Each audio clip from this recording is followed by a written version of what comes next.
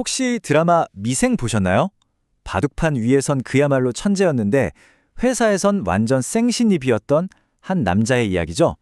오늘 바로 이 드라마에서 우리가 특히 이제 막 사회생활을 시작한 분들이 직장에서 어떻게 살아남을 수 있는지 그 생존 전략을 한번 제대로 파헤쳐 보려고 합니다.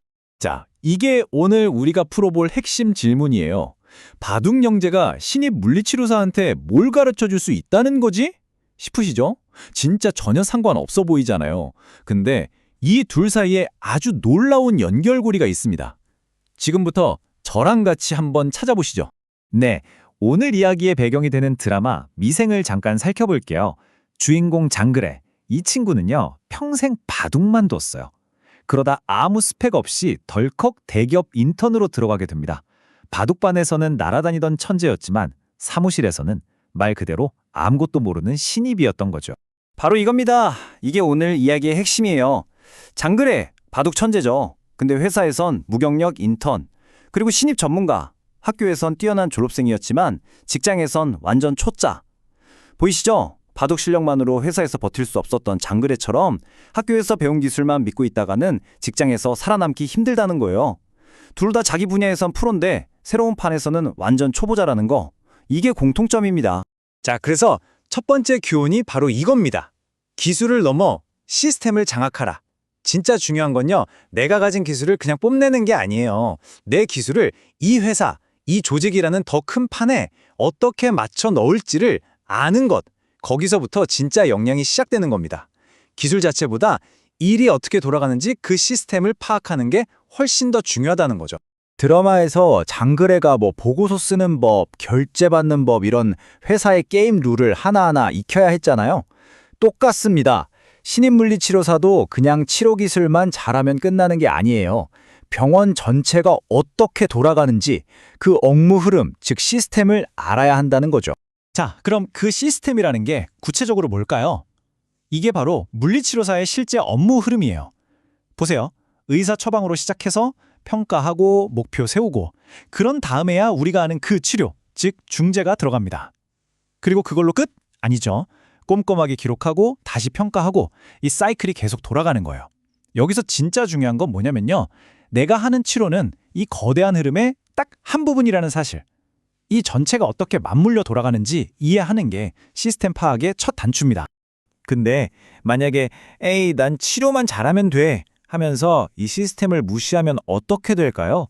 바로 이런 일들이 터지는 겁니다. 기록 빼먹고 의사 처방보다 오버해서 치료하고 시간 관리 엉망되고 결국엔 환자 안전에까지 문제가 생길 수 있다는 거예요. 정말 심각한 거죠. 자, 그럼 이 복잡하고 낯선 시스템 속에서 허둥대지 않고 진짜 제 몫이라는 프로로 살아남으려면 어떻게 해야 할까요? 여기 아주 실질적인 두 가지 무기가 있습니다.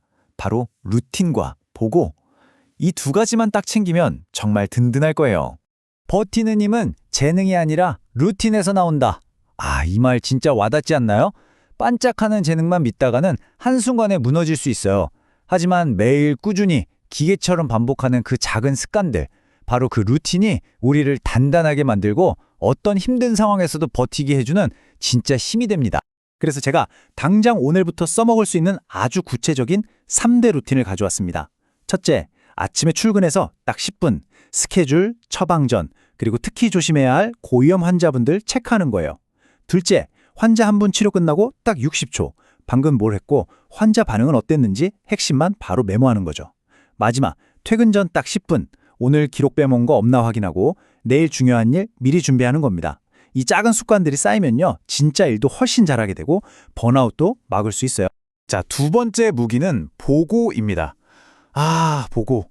생각만 해도 좀 귀찮죠? 그냥 형식적인 절차라고 생각하기 쉬운데 절대 아닙니다. 보고는요, 환자를 지키는 첫 번째 방어선이고 동시에 혹시 모를 문제에서 나 자신을 지키는 가장 확실한 안전망이에요. 특히 진짜 급한 상황 터졌을 때 1초가 아깝잖아요. 그때 막 저기 그게 하면서 우왕좌왕 하면 안 되겠죠. 그럴 때 쓰는 비장의 무기가 바로 이 SBR 템플릿입니다. S, 지금 상황이 어떤지. B, 관련된 배경 정보는 뭔지. A, 내 전문가적 평가는 어떤지. 그리고 R, 그래서 뭘 해줬으면 좋겠는지.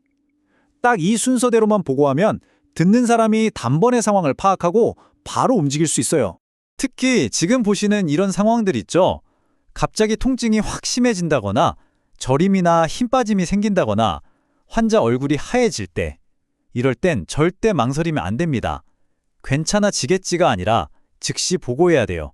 이게 바로 환자 안전을 지키는 레드 플래그, 즉 위험 신호들이니까요. 자, 이제 루틴과 보고로 생존법을 익혔다면 한 단계 더 나아가야죠. 바로 신뢰받는 전문가가 되는 길입니다. 그 비결은요, 단순히 일을 하는 것에서 끝나는 게 아니라 내가 왜 이 일을 이렇게 하는지 설명할 수 있는 능력, 바로 이 차이가 초보와 프로를 가릅니다. 이게 정말 중요해요.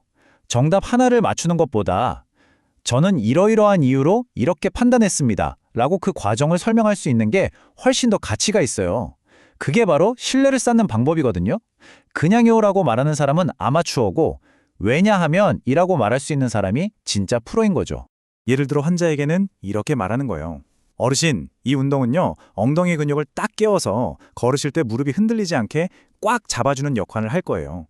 어려운 의학용어 다 빼고 이 운동이 환자분께 구체적으로 어떤 도움이 되는지를 콕 집어주는 거죠. 반면에 동료한테는 어떻게 말해야 할까요? 환자분이 트렌들렌버그 보행을 보이셔서 중둔근 강화랑 한발서기 훈련 위주로 플랜을 짰습니다. 이렇게 전문 용어를 써서 간결하고 정확하게 내 계획의 근거를 전달하는 거죠. 이게 바로 내 전문성을 보여주고 더 효율적으로 협력하는 방법입니다.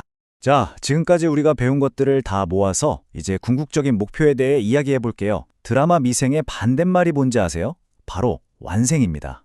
말 그대로 아직 살아있지 못한 돌에서 완전히 살아있는 집이 되는 것.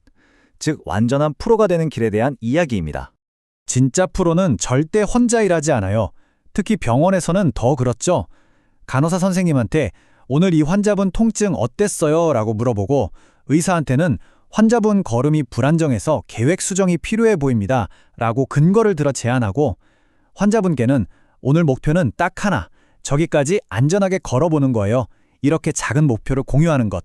이런 소통 하나하나가 신뢰를 만들고 결국 환자에게 가장 좋은 결과를 가져다 주는 겁니다.